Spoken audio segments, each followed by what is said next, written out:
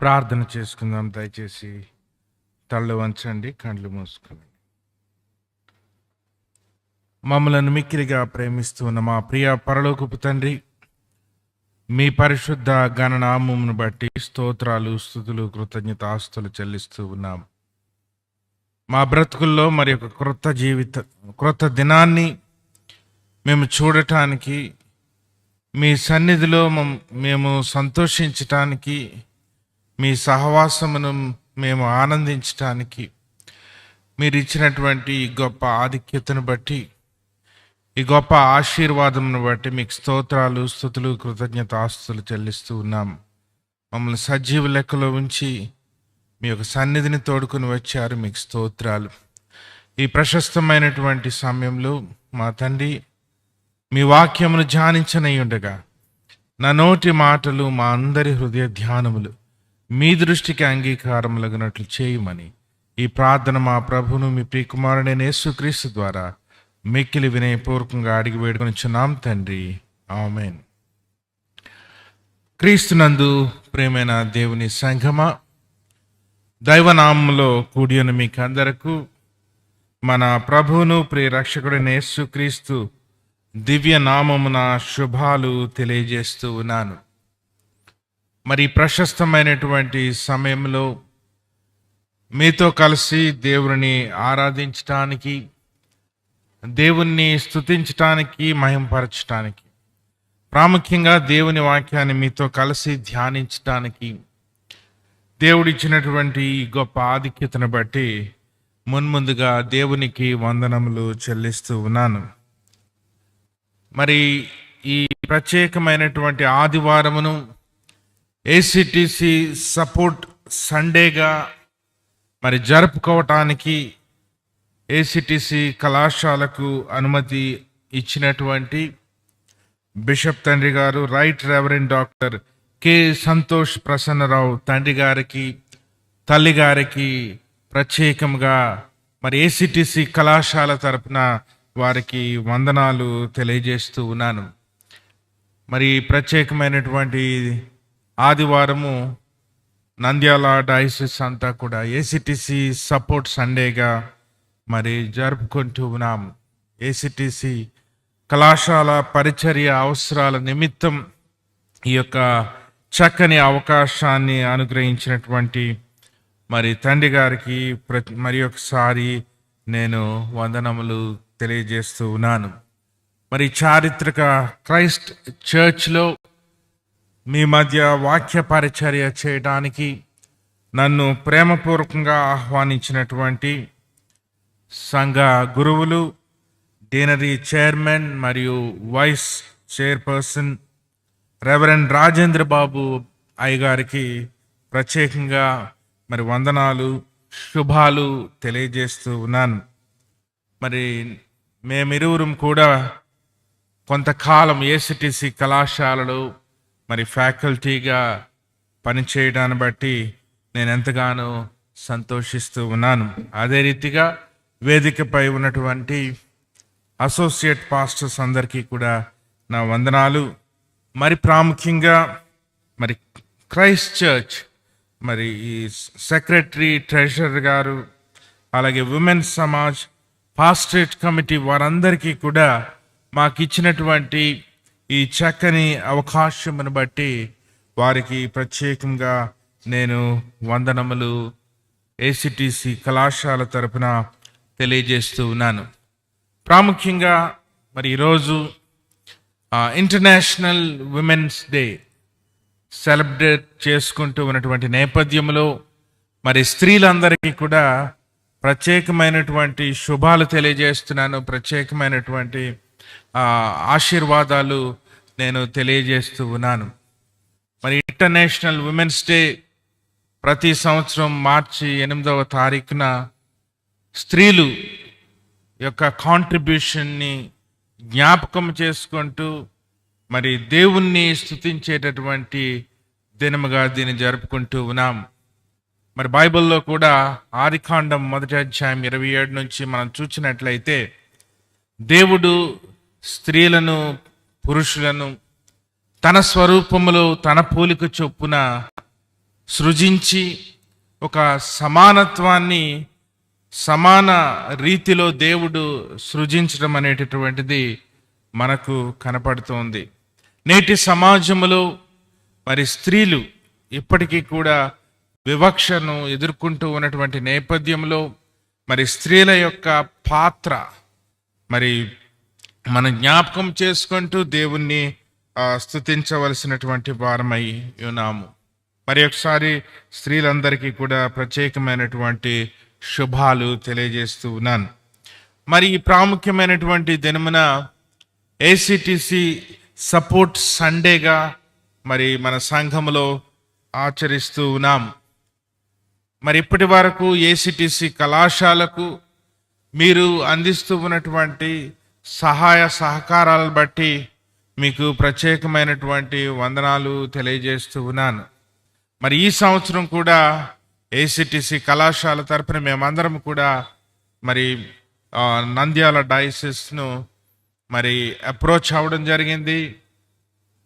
కొన్ని విషయాలు నేను ఏసీటీసీకి సంబంధించినటువంటి విషయాలు నేను చెప్పి దేవుని వాక్యంలోనికి నేను వెళతాను. ఏసీటీసీ కాలేజ్ ఆంధ్ర క్రైస్తవ దైవజ్ఞాన కళాశాల 1964వ సంవత్సరంలో మరి హైదరాబాద్లో స్థాపించబడింది. ఏసీటీసీ కళాశాల senate of Serampore university affiliated college. It is the only Telugu theological college in the senate of Serampore university. Serampore విశ్వవిద్యాలయంలో తెలుగు భాష ద్వారా దైవజ్ఞానాన్ని అందించేటటువంటి ఒకే ఒక కళాశాల. ప్రాముఖ్యంగా మన 2 తెలుగు రాష్ట్రాల్లో మరి సేవకులను సిద్ధపరచుటలో మరి గత 60 సంవత్సరాలుగా ఏసీటీసీ కళాశాలలో విశేషమైనటువంటి పరిచర్య జరుగుతోంది. ఇప్పుడు మేము డైమండ్ జూబ్లీ సెలబ్రేషన్స్ జరుపుకుంటూ ఉన్నాము. వజ్రోత్సవ వేడుకలు. ఏసీటీసీ కళాశాల స్థాపించి 60 సంవత్సరాలు పూర్తి చేసుకున్నటువంటి నేపథ్యాన్ని జ్ఞాపకం చేసుకుంటూ దేవుణ్ణి స్తుతిస్తూ ఉన్నాం. మరి ఏసీటీసీ కళాశాలలో సిఎస్ఐ, లూథరన్, బాప్టిస్ట్, మెథడిస్ట్ సంఘాలకు చెందినటువంటి మరి పాస్టర్లను తయారు చేసేటటువంటి ఆ పరిచర్యకు సిద్ధము చేసేటటువంటి కళాశాలగా మీకు మరి ఒకసారి జ్ఞాపకం చేస్తూ ఉన్నాను.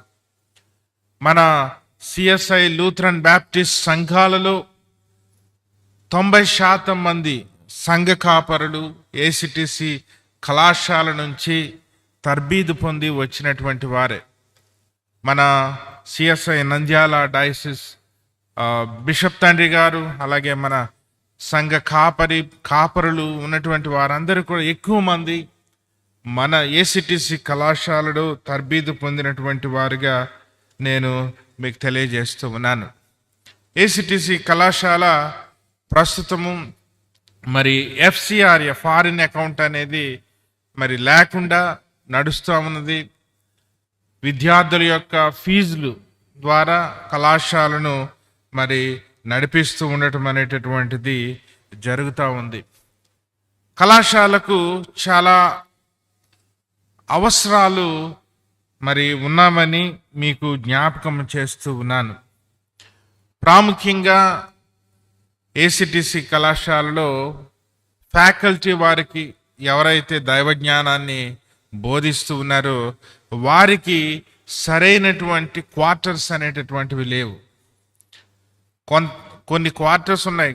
ఫ్యాకల్టీ క్వార్టర్స్ లేని కారణంగా చాలామంది ఫ్యాకల్టీ స్టూడెంట్ క్వార్టర్స్లో ఉంటూ మరి వారి యొక్క జీవనాన్ని కొనసాగిస్తూ ఉన్నారు. మన రాజేంద్ర బాబాయ్ గారికి కూడా తెలుసు, చాలా చిన్న స్టూడెంట్స్ రూమ్స్లో మరి ఫ్యాకల్టీ వారు ఉండి మరి అక్కడ టీచ్ చేయడం అనేటటువంటిది చాలా కష్టంతో, అసౌకర్యంతో కూడినటువంటి పని. మరి ఇటువంటి నేపథ్యంలో మేము ప్రాముఖ్యంగా గత సెప్టెంబర్ మాసంలో ఈ ఫ్యాకల్టీ క్వార్టర్స్ కన్స్ట్రక్షన్ అనేటటువంటిది ప్రారంభించడం జరిగింది. దాని పనులు ఇంకా కొనసాగుతూ ఉన్నాయి. మరి ఆ పనులు త్వరగా పూర్తి అవ్వడానికి మీరు ప్రార్థన చేయవలసిందిగా మీకు జ్ఞాపకము చేస్తూ ఉన్నాను. రెండవదిగా, వేదాంత విద్య, ఈ దైవజ్ఞానాన్ని ఈ ప్రక్రియలో ఉంటూ ఉన్నటువంటి విద్యార్థులు చాలామంది రూరల్ బ్యాక్గ్రౌండ్లో, మరి పూర్ బ్యాక్గ్రౌండ్ నుంచి వచ్చినటువంటి వారందరూ కూడా, వారిలో ఎక్కువ మంది మరి ఫీజులు కట్టడానికి చాలా ఇబ్బందులు పడుతూ ఉన్నారు. వారికి ఆర్థికంగా మరి సహాయము చేయవలసినటువంటి అవసరత ఉన్నది అనేటటువంటి విషయాన్ని మీకు తెలియజేస్తున్నాను. ప్రాముఖ్యంగా హాస్టల్ రెనోవేషన్ అనేటటువంటిది చేయాల్సినటువంటి అవసరం ఉన్నది. మరి అక్కడ ఉన్నటువంటి బిల్డింగ్స్ ఎప్పుడో 50 సంవత్సరాల క్రితం మరి నిర్మించబడినటువంటి సముదాయాలు, వాటన్నిటినీ కూడా రెనోవేట్ చేయవలసినటువంటి అవసరత ఎంతైనా ఉన్నదని మీకు తెలియజేస్తూ ఉన్నాను. అలాగే లైబ్రరీ, వేదాంత విద్యకు గుండెకాయ వంటిది ఏంటి అని అంటే లైబ్రరీలో మరి ఉన్నటువంటి ఆ పుస్తకాల ద్వారా దైవజ్ఞానాన్ని మరి పొంది, మరి వారి యొక్క పరిచర్యలో ఆ యొక్క దైవజ్ఞానం ఉపయోగించట కొరకు లైబ్రరీలో అప్డేటెడ్ రిసోర్సెస్ అనేటటువంటివి, మరి న్యూ అరైవల్స్ బుక్స్ అవన్నీ కూడా కొనడం మరి ఎంతైనా అవసరత ఉన్నది అనేటటువంటిది మీకు తెలియజేస్తూ ఉన్నాను. కనుక ఏసిటిసి కళాశాల కొరకు, ఏసిటిసిలో జరుగుతూ ఉన్నటువంటి పరిచర్య కొరకు ప్రాముఖ్యంగా మీకు తెలియజేసినటువంటి ఈ అవసరాల నిమిత్తము మీరు మీ యొక్క అనుదిన ప్రార్థనల్లో మీరు జ్ఞాపకము చేసుకోవలసిందిగా మిమ్మల్ని కోరుతూ ఉన్నాను. 3 ప్రాముఖ్యమైనటువంటి విషయాలు మీకు తెలియజేసి నేను దేవుని వాక్యములో వెళ్ళాలని ఆశపడుతూ ఉన్నాను. మొట్టమొదటిగా ప్రార్థన. మీరందరూ కూడా ఏసిటిసి కళాశాల కొరకు, కళాశాలలో జరుగుతున్నటువంటి పరిచర్య కొరకు మీరు ప్రార్థన చేయాలని నేను కోరుతూ ఉన్నాను. ఎందుకంటే నేటి సమకాలీన సమాజంలో, క్రైస్తవ సమాజము ఎన్నో సవాళ్ళు, ఎన్నో సమస్యలు ఎదుర్కొంటున్నటువంటి నేపథ్యంలో ఏసిటిసి కళాశాల, ద ఓన్లీ థియోలాజికల్ కాలేజ్, వేదాంత జ్ఞానాన్ని శరంపూర్ విశ్వవిద్యాలయ అనుబంధముగా అందిస్తున్నటువంటి ఈ కళాశాల ఎన్నో సమస్యలు ఎదుర్కొంటూ ఉంది. ప్రాముఖ్యంగా ఆ ల్యాండ్ను మరి గ్రాబ్ చేయాలని అనేక మంది చూస్తూ ఉన్నారు. దాని కొరకు మీరు ప్రత్యేకంగా ప్రార్థన చేయండి. అలాగే కళాశాల అవసరాల నిమిత్తం మీరు ప్రార్థన చేయవలసిందిగా మనం చేస్తూ ఉన్నాను. రెండవదిగా ప్రోత్సాహం. సంఘంలో ఎవరైనా దైవజ్ఞానాన్ని మరి చదవాలి లేదంటే తెలుసుకోవాలి అనేటటువంటి వారు, మరి వారిని మీరు ప్రోత్సహించవలసిందిగా కోరుచూ ఉన్నాను.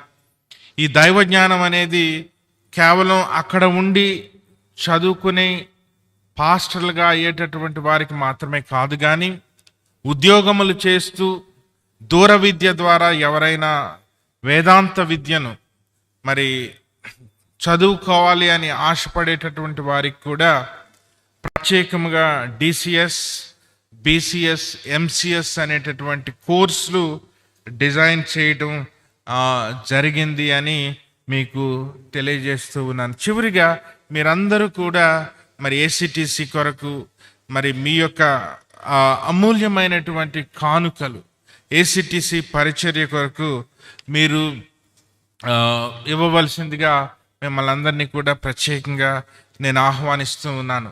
ఇది మన కళాశాల, మన సంఘానికి అవసరమైనటువంటి రీతిలో కాపరులను మరి తర్బీదు చేసేటటువంటి ఆ ప్రక్రియ మన కళాశాలలో జరుగుతుంది. దీన్ని కాపాడుకోవలసినటువంటి బాధ్యత ఎంతైనా మన సంఘాలపై ఉన్నది అని నేను మీ జ్ఞాపకం చేసుకుంటూ, మరి మీ అందరికీ కూడా కవర్స్ అనేవి ఇవ్వబడ్డాయి. ఆ కవర్స్లో మీ కానుకలు వేయవచ్చు, లేదంటే ఆన్లైన్ ద్వారా కూడా మరి మీ యొక్క ఆఫరింగ్స్ ఏసిటిసి అకౌంట్కు డైరెక్ట్గా ట్రాన్స్ఫర్ చేయొచ్చు. ఇంకా సులువుగా ఆ కవర్స్ మీద మీకు స్కానర్ అనేది ఇవ్వడం జరిగింది. మీరు డైరెక్ట్గా ఫోన్పే ఆర్ గూగుల్ పే ద్వారా కూడా మీరు యూపీఐ ట్రాన్సాక్షన్ డైరెక్ట్గా చేసి మీ యొక్క అమూల్యమైనటువంటి కానుకలు ఏసిటిసి పరిచర్య కొరకు మీరు అందించవలసిందిగా మిమ్మల్ని ప్రేమతో కోరుతూ ఉన్నాను. మరి ఈ ప్రత్యేకమైనటువంటి ఆదివారం కొరకు ఏర్పాటు చేయబడినటువంటి మన సిఎస్ఐ అల్మానిక్ ప్రకారము ఏర్పాటు చేయబడినటువంటి అంశము call to be inclusive. Call to be inclusive, అందరినీ అంగీకరించేటటువంటి లేదంటే అందరినీ స్వీకరించేటటువంటి ఆ స్వభావానికి ఒక పిలుపు మరి ఈరోజు అల్మనిక్ లెసన్స్ ప్రకారము ఏర్పాటు చేయబడినటువంటి వాక్య భాగాల్లో మనం చూస్తూ ఉన్నాం. ప్రస్తుత పరిస్థితులు గనక మనం ఆలోచన చేసినట్లయితే ఈ లోకము విభజనలతోనూ విస్మరణలతోనూ నిండి ఉంటూ ఉంది. The society, the world is divided.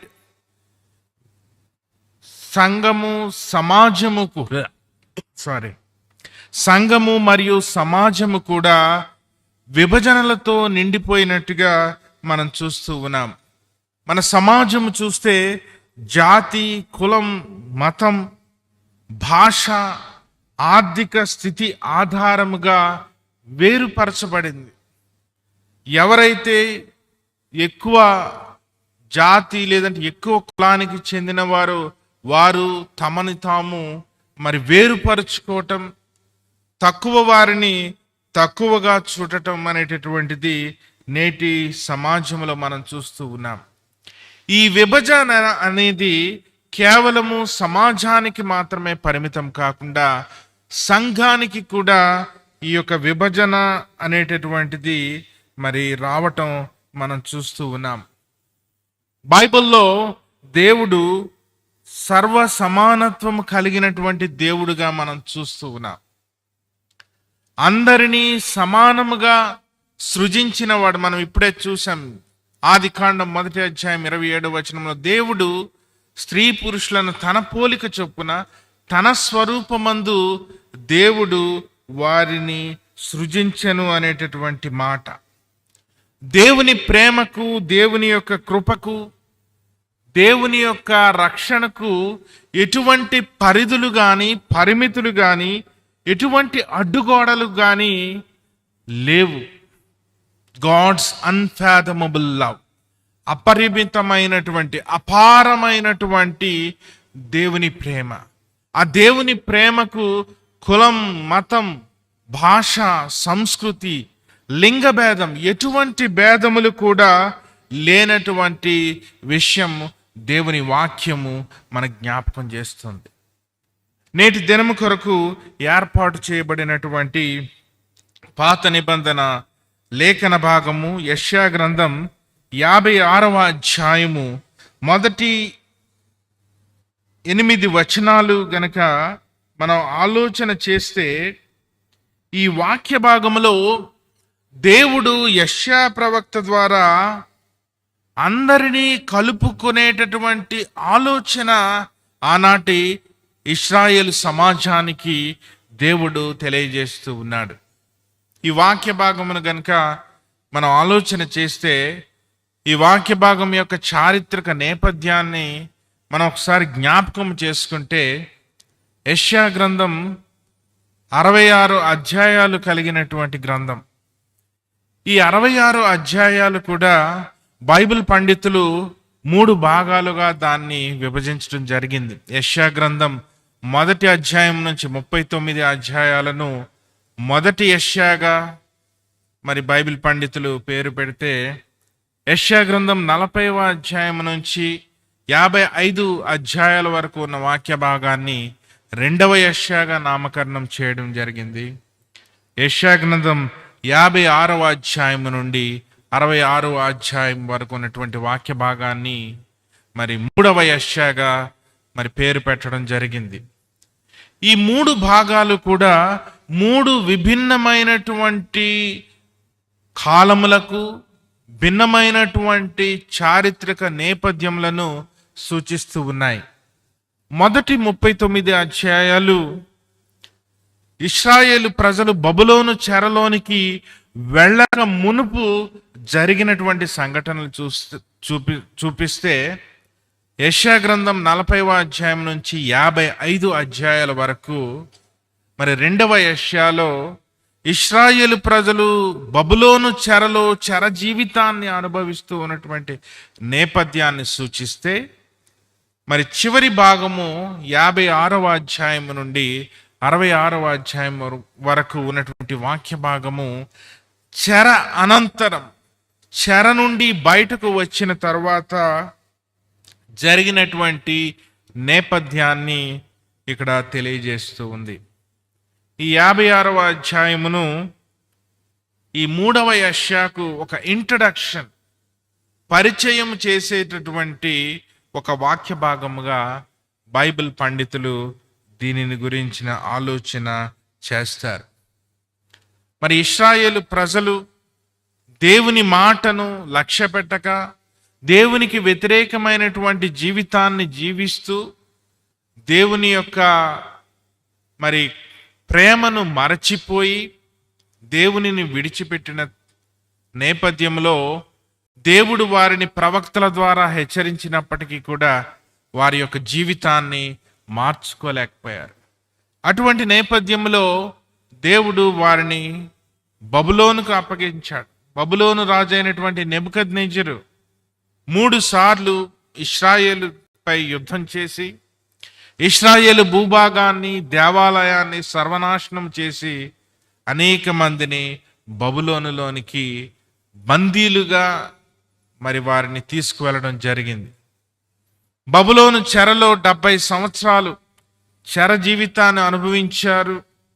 వారు చేసినటువంటి తప్పును తెలుసుకున్నారు. దేవుణ్ణి మర్చిపోయామనేటటువంటి ఆ ఆలోచన, ఆ స్పృహలోనికి వచ్చిన తర్వాత దేవుడు వారిని చెర నుంచి విడిపించిన తరువాత ఈ వాక్య భాగము వ్రాయబడింది. యెషయా గ్రంథం 56వ అధ్యాయం. The prophet Isaiah addresses the post-exilic community.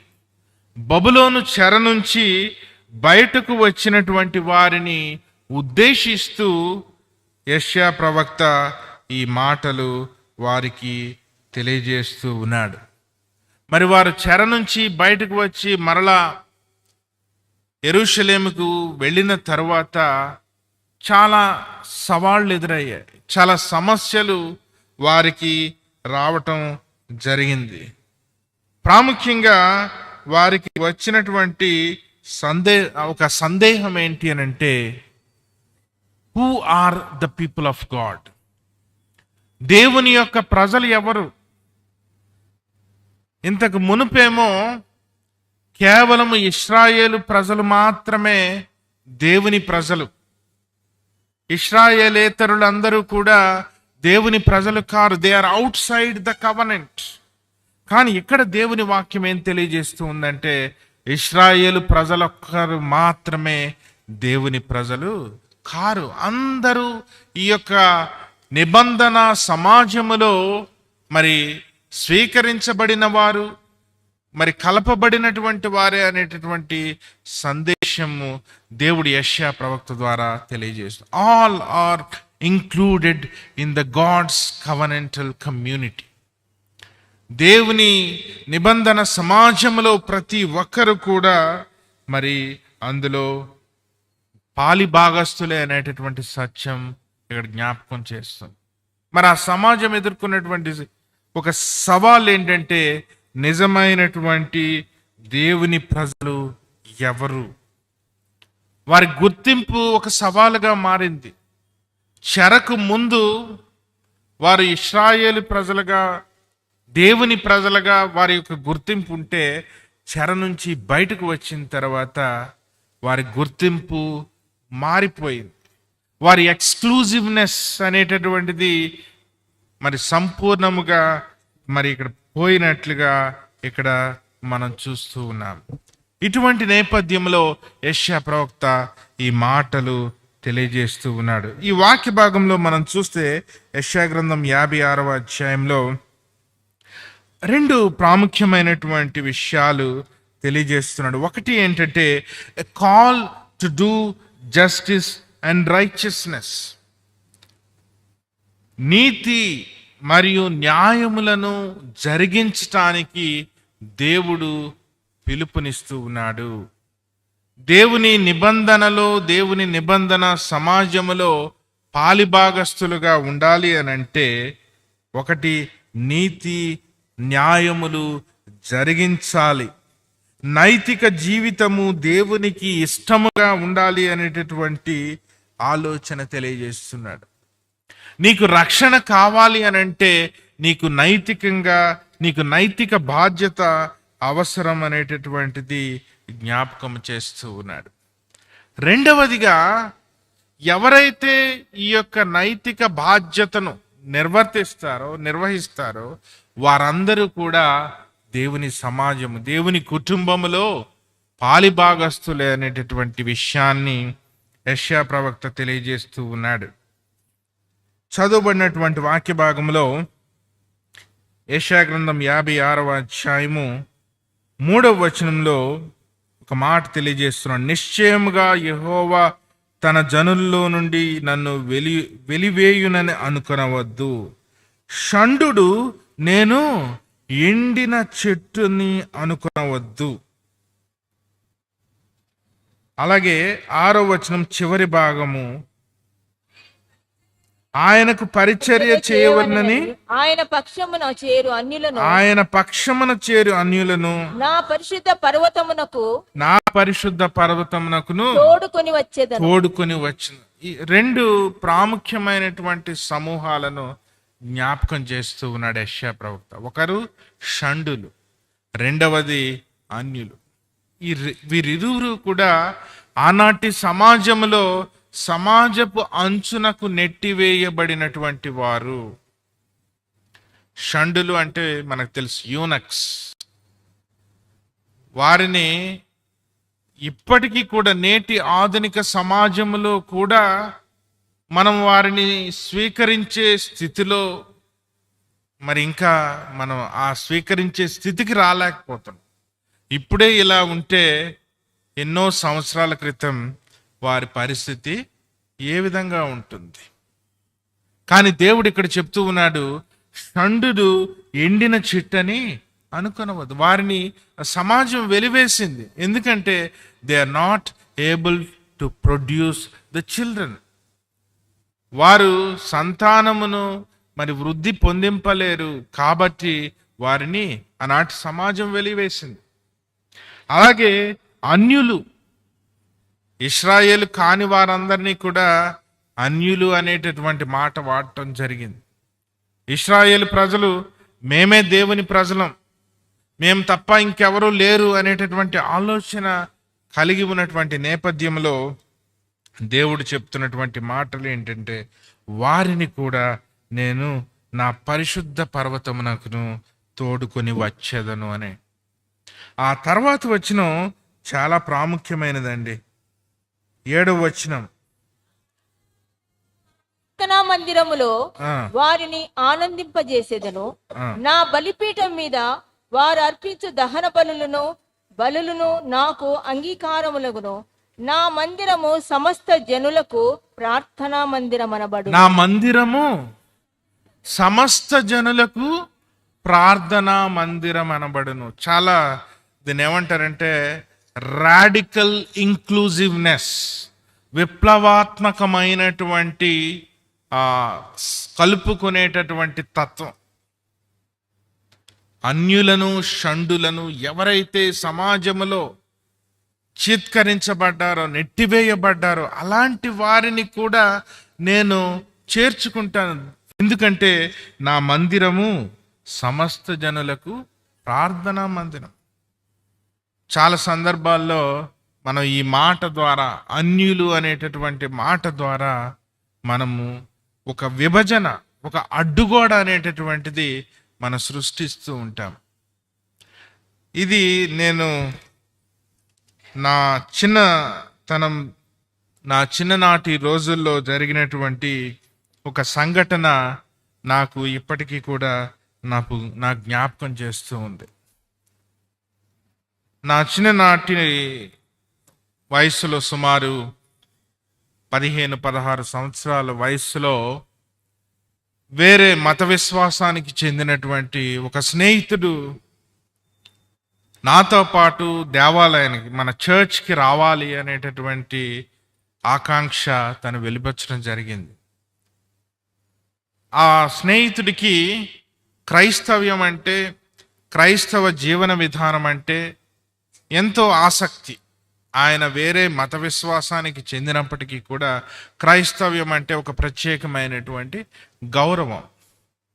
అటువంటి నేపథ్యంలో నేను కూడా నీతో పాటు చర్చ్కి వస్తాను, చర్చ్లో దేవుని వాక్యం నేను వింటాను, ప్రశాంతతను నేను అనుభవిస్తాను అనేటటువంటి ఆలోచనతో నాతో పాటు ఆ రోజు ఒక చిన్న చర్చ్కి, ఒక ఇండిపెండెంట్ చర్చ్కి తనను తీసుకువెళ్ళడం జరిగింది. కానీ ఆ రోజు జరిగినటువంటి సంఘటన నాకు ఎప్పటికీ జ్ఞాపకం ఉంది. ఆ రోజు మరి ఆ చిన్న సంఘంలో, ఒక ఇండిపెండెంట్ చర్చ్లో మరి పాస్టర్ గారు చేసినటువంటి ప్రసంగం నిజంగా నాతో పాటు వచ్చినటువంటి నా స్నేహితుడికి చాలా బాధను కలిగించినటువంటి సందర్భం నేను మీకు తెలియజేస్తూ ఉన్నాను. ఆ రోజు పాస్టర్ గారు మరి తన ప్రసంగంలో ఇతర మత విశ్వాసాలను చాలా క్రిటికల్గా, ఒక విమర్శనాత్మకమైనటువంటి దృక్పథంలో ఆయన ఆ రోజు ప్రసంగం చేయడం జరిగింది. అది నాకు చాలా బాధ అనిపించింది. అట్ ద సేమ్ టైం నాతో పాటు మొట్టమొదటిసారిగా దేవుని ప్రేమను తెలుసుకోవాలని వచ్చినటువంటి నా ఫ్రెండ్ కూడా ఇంకా బాధ కలిగించినటువంటి సందర్భం. మరి ఆ రోజు సర్వీస్ అయిపోయిన తర్వాత నా ఫ్రెండ్ చెప్పినటువంటి మాట ఏంటి అని అంటే, నేను చర్చ్ ఎంటర్ అయ్యేటప్పుడు ఆ చర్చ్ పైన ఒక చక్కని వాక్యం నన్ను ఎంతగానో ఆకర్షించింది. ఆ వాక్యం ఏంటంటే, నా మందిరము సమస్త జనులకు ప్రార్థనా మందిరం అనబడు. నేను అది చూసి చాలా సంతోషించాను. ఎందుకంటే నేను వేరే మత విశ్వాసం అయినప్పటికీ కూడా ఇక్కడ అందరినీ చేర్చుకుంటారని అనుకున్నాను. కానీ లోపలికి వచ్చిన తర్వాత మరి నేను ఆ మాటలు విన్నప్పుడు నాకు చాలా డిస్కంఫర్ట్ అనిపించింది. I felt I'm excluded.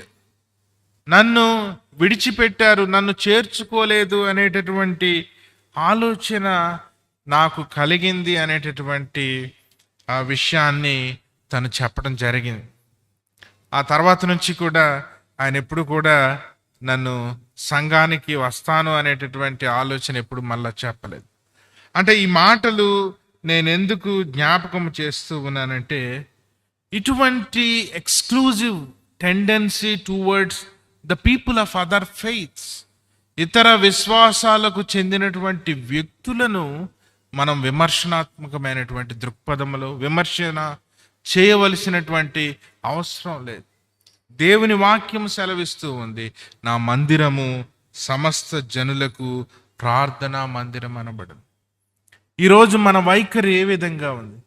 మన దృక్పథము ఇతర మత విశ్వాసుల పట్ల, ప్రాముఖ్యంగా సమాజములో నెట్టివేయబడినటువంటి వారి పట్ల, సమాజములో అణచివేయబడినటువంటి వారి పట్ల ఏ విధముగా ఉంది?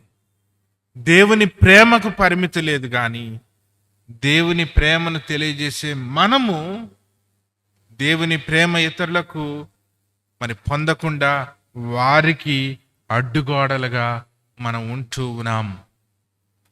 దేవుని మందిరములో, దేవుని నిబంధనలో ప్రతి ఒక్కరు కూడా భాగస్వాములే అని దేవుని వాక్యము జ్ఞాపకము చేస్తూ ఉంది. ఇర్మియా గ్రంథంలో కూడా ఇర్మియా ప్రవక్త ఒక చక్కని మాట తెలియజేస్తూ ఉన్నాడు. ఇర్మియా గ్రంథం 7వ అధ్యాయము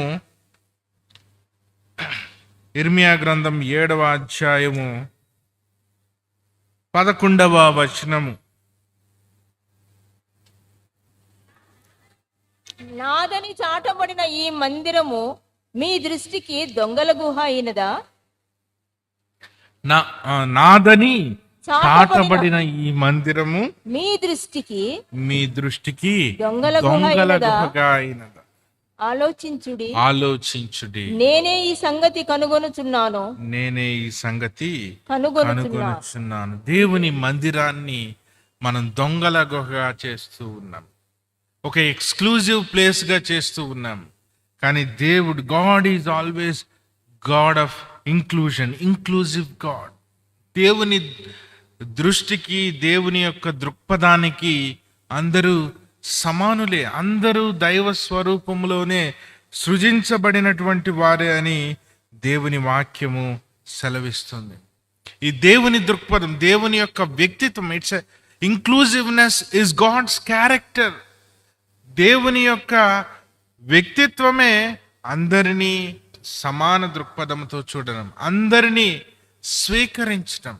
అటువంటి దృక్పథాన్ని మనము కలిగి ఉన్నామా లేదా అనేది మనలను మనం పరిశీలన చేసుకోవలసినటువంటి వారమై ఉన్నాం.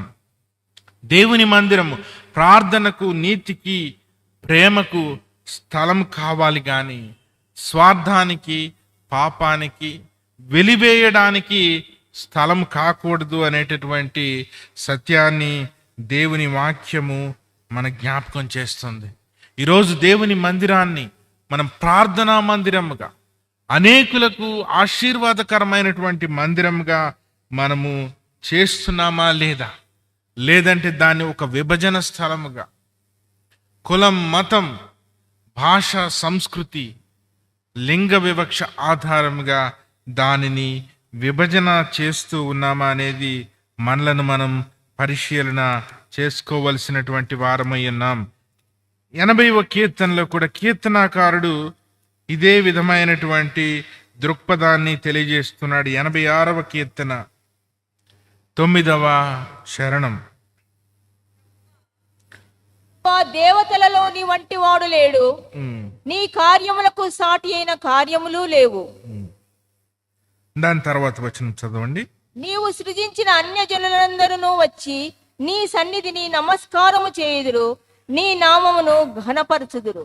నీవు సృజించిన అన్యజనులందరూ నీ సన్నిధిని నమస్కారము చేయు. యాక్చువల్గా ఇంగ్లీష్ హీబ్రూ ట్రాన్స్లేషన్లో అదర్ నేషన్స్, మన తెలుగులోకి అన్యజనులు అనేటటువంటి మాట వాడటం జరిగింది. ప్రతి దేశము, సమస్త దేశము కూడా దేవుని యొక్క సన్నిధిలో సంతోషిస్తాయి. దేవుని యొక్క ప్రేమను, దేవుని యొక్క కృపను మరి అనుభవించి దేవుని సన్నిధిలో సంతోషిస్తాయి. దేవుని ప్రేమకు సరిహద్దులు లేవు అని దేవుని వాక్యము జ్ఞాపకం చేస్తుంది. ప్రకటన గ్రంథం 7వ అధ్యాయము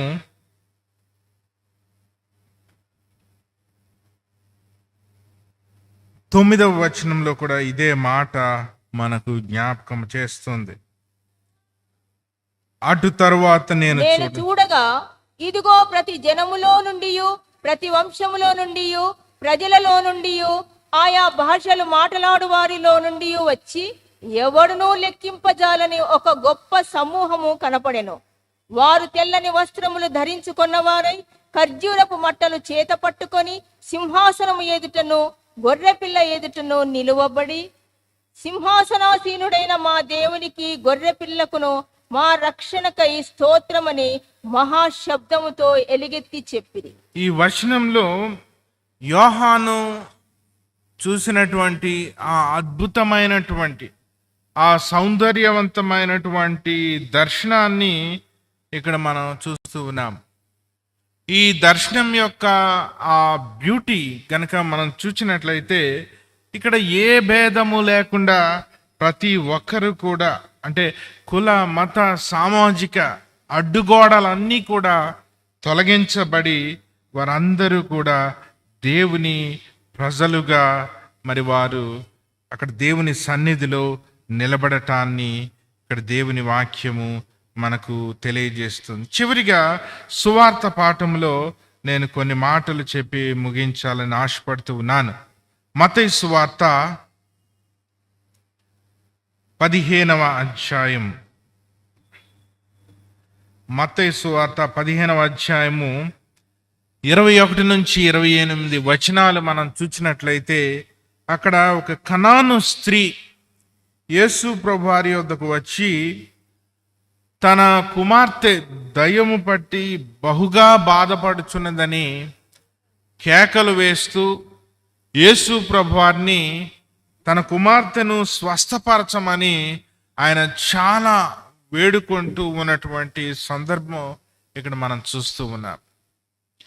కానీ అక్కడ ఆసక్తికరమైనటువంటి విషయం ఏంటి అని అంటే యేసు ప్రభువారి యొక్క వైఖరి.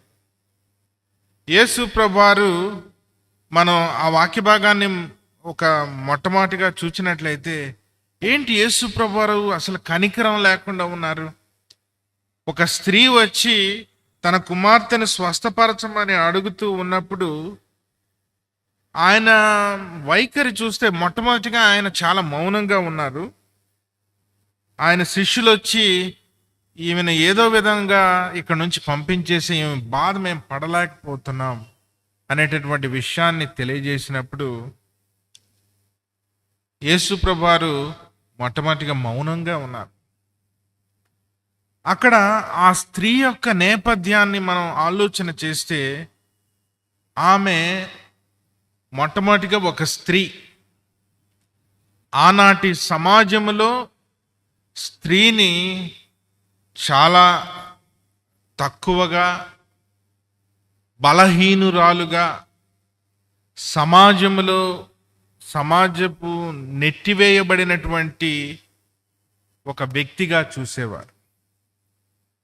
అంత మాత్రమే కాదు కానీ ఈమె ఇశ్రాయేలుకు చెందినటువంటి స్త్రీ కాదు, కనానీయురాలైనటువంటి స్త్రీ. కనానీయులకు ఇశ్రాయేలీలకు ఒక విధమైనటువంటి వైరం ఉండేది. మూడవదిగా చూస్తే ఈమె పేరు ఇక్కడ వ్రాయబడలేదు. షీ హాజ్ నో ఐడెంటిటీ, ఎటువంటి గుర్తింపు లేనటువంటిది. ఒక విధంగా చెప్పాలంటే ఆ భాషలో ఒక అన్యురాలు అని చెప్పొచ్చు. ఇప్పుడు వాడకూడదు ఆ మాట. గుర్తింపు లేనటువంటి ఒక వ్యక్తి, పేరు లేనటువంటి ఒక వ్యక్తి, సమాజంలో తక్కువగా నెట్టివేయబడినటువంటి వ్యక్తిగా ఉన్నటువంటి ఈ స్త్రీ యేసు ప్రభువారి వద్దకు వచ్చి నా కుమార్తెను స్వస్థపరచమని అడిగినప్పుడు యేసు ప్రభువారు చెప్పినటువంటి మాట ఏంటంటే, ఇశ్రాయేలు ఇంటి వారై నశించిన గొర్రెల యొద్దకే గాని మరి ఎవరి యొద్దకు నేను పంపబడలేదు. నా కుమార్తెను స్వస్థపరచమంటే ఈయనేంటి ఇలా అంటారు? నేను ఇశ్రాయేలీల వద్దకు మాత్రమే వస్తాను కానీ నీ దగ్గరకు రాను. చాలా ఆశ్చర్యం అనిపిస్తుంది. ఇదేంటి యేసు ప్రభువారు ఇలాంటి మాటలు మాట్లాడు? కానీ యేసు ప్రభువారి యొక్క ఆలోచన అది కాదు. ఆనాటి యోధా పురుషుల యొక్క దృక్పథాన్ని ఆయన బట్టబయలు చేస్తూ ఉన్నాడు. ఒక స్త్రీని, ఒక కనానీయురాలని ఏ దృక్పథంతో ఆ పురుషులు చూస్తారో దానిని వారికి తెలియజేస్తూ ఉన్నాడు. కానీ ఆ స్త్రీ రెండో మాట ఏమన్నాడంటే, పిల్లల రొట్టె తీసుకొని కుక్క పిల్లలకు వేయుట యుక్తము కాదు. ఇంకా ఆ స్త్రీని మనకు అనిపిస్తుంది, ఏంటి ఇంత కించపరుస్తున్నారు అని. ఆనాటి సమాజంలో యూదులు కాని వారిని, ప్రాముఖ్యంగా స్త్రీలను ఈ కుక్కలుగా భావించేటటువంటి సంస్కృతి ఒకటి ఉండేది యూదా సమాజంలో ఉండేటటువంటి పురుషులు. దానిని యేసు ప్రభువారు బట్టబయలు చేస్తూ ఉన్నటువంటి సందర్భం ఇక్కడ కనబడుతుంది. దానికి ఆమె ఇచ్చినటువంటి సమాధానం ఏంటంటే, నిజమే ప్రభువా, కుక్క పిల్లలు కూడా తమ యజమానుల బల్ల మీద నుండి పడు ముక్కలు తినును కదా అని చెప్పి. ఈ మాట యేసు ప్రభువారితో పాటు ఆయన వద్ద ఉన్నటువంటి శిష్యులకు కూడా ఒక గొప్ప సవాలు చేసింది. ప్రాముఖ్యంగా ఆనాటి యూదా పురుషుల యొక్క దృక్పథాన్ని సవాలు చేసింది. ఒక స్త్రీ, మౌనముగా ఉండవలసినటువంటి స్త్రీ ఈ విధంగా మాట్లాడింది ఏంటి, అది కూడా ఒక యూదా పురుషునితో మాట్లాడింది. ఇది సహించలేరు. కానీ యేసు ప్రభువారు తర్వాత చెప్పిన మాట చాలా గొప్పది. ఏమన్నారు? అమ్మా, నీ విశ్వాసము గొప్పది. The faith of the Canaanite women challenges the Jewish men. యూదా పురుషుల యొక్క అహంకారాన్ని ఆమె యొక్క విశ్వాసము సవాలు చేసింది. సో యేసు ప్రభువారు ఈ యొక్క ఉదంతం ద్వారా ఏం తెలియజేస్తూ ఉన్నారంటే, all are included in the God's covenant community.